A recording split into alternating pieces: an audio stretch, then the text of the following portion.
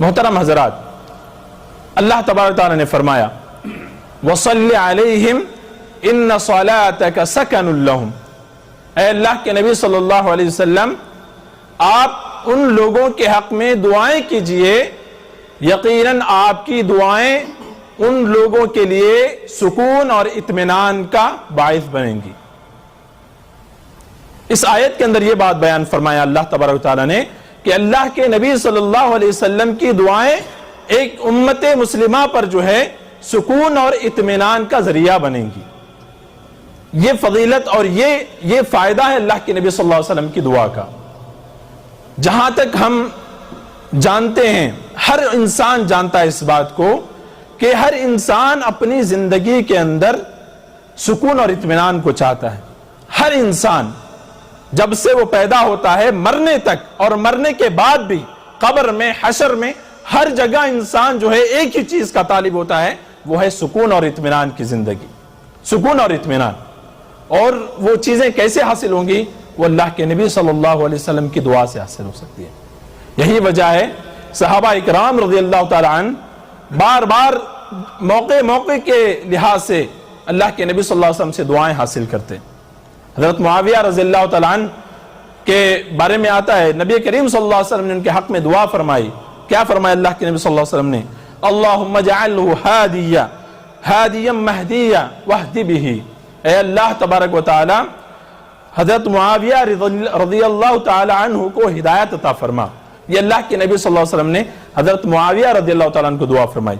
اور اسی طریقے سے اسامہ بن زید رضی اللہ تعالیٰ عنہ حدیث کے راوی ہیں، وہ فرماتے ہیں کہ اللہ کے نبی صلی اللہ علیہ وسلم نے مجھے اور حضرت حسن رضی اللہ تعالیٰ عنہ کو پکڑا اور انہوں نے ہم دونوں کو دعا فرمائی۔ کیا دعا فرمائی اللہ کے نبی صلی اللہ علیہ وسلم نے؟ اللہم احبہما فانی احبہما، اے اللہ میں ان دونوں سے محبت کرتا ہوں اور تو بھی ان دونوں سے محبت فرما۔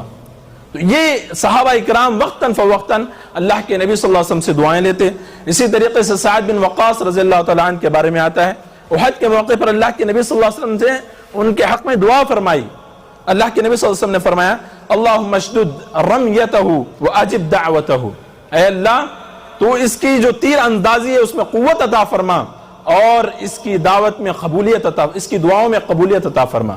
یہی وجہ تھی سعد بن وقاص رضی اللہ تعالیٰ عنہ فرماتے ہیں کہ اللہ تبارک و تعالیٰ نے میری تیر اندازی میں قوت عطا فرمائی تھی، اور اللہ کے نبی کے صحابہ گواہ ہیں اس بات پر کہ جب کبھی سعد بن وقاص رضی اللہ تعالیٰ عنہ دعا کے لیے ہاتھ اٹھاتے تو اللہ تبارک تعالیٰ ان کی دعاؤں کو قبول کر لیتا۔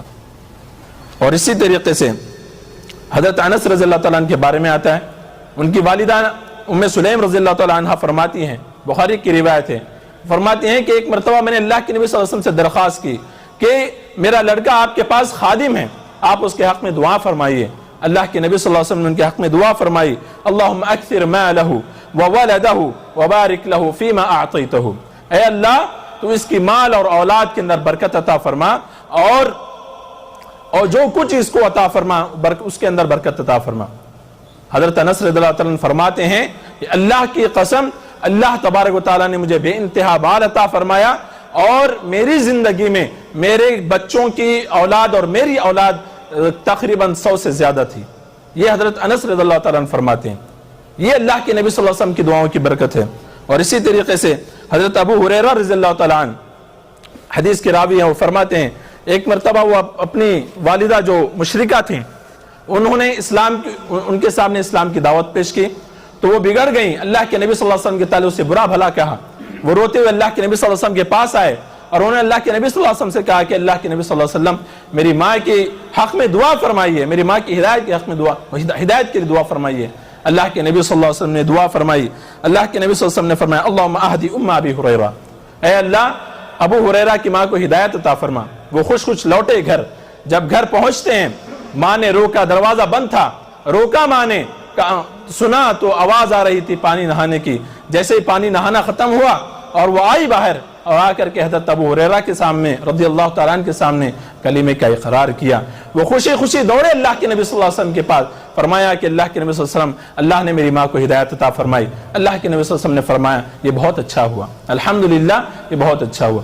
تو ان حدیثوں سے معلوم ہوتا ہے وقتاً فوقتاً اللہ کے نبی کے صحابہ اکرام رضی اللہ تعالیٰ علیہم اجمعین اللہ کے نبی صلی اللہ علیہ وسلم کی دعاؤں سے سرفراز ہوتے تھے.